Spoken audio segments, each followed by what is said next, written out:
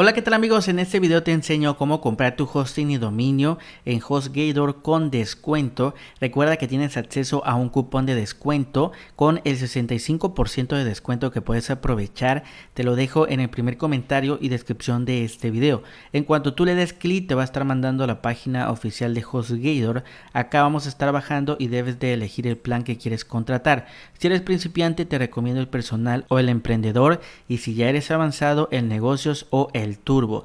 Vamos a estar eligiendo el plan personal, dale clic en contratar ahora.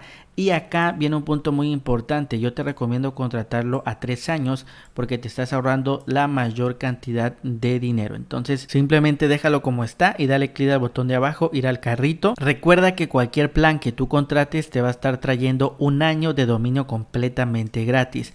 Aquí debes de ingresar el nombre del dominio que quieras registrar y dale clic a la lupita azul para ver si el dominio está disponible. Como puedes ver, me aparece acá gratis y dominio gratis, y dale clic abajo adicionar dominio y listo amigos. Acá a la derecha, como puedes darte cuenta, nos aparece el cupón aplicado y dale clic en continuar con la identificación.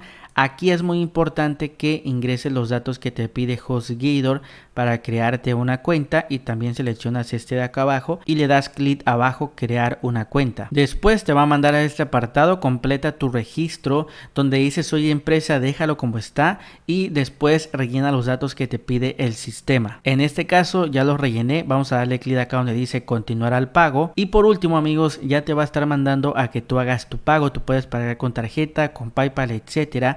Si pagas con tarjeta, simplemente acá pues rellena los datos de tu tarjeta y por último le das clic en finalizar compra. Recuerda que cuando ya se haga tu pago, toda la información te la van a estar mandando a tu correo electrónico, así que es muy importante que vayas a tu correo para que veas los correos que te ha mandado la empresa de HostGator. Recuerda que he creado un tutorial para ti donde te enseño cómo crear tu página web con un diseño bastante profesional y bonito. Acá en HostGator te va a estar apareciendo el video en este momento, solamente dale clic para que puedas ir a ver el tutorial.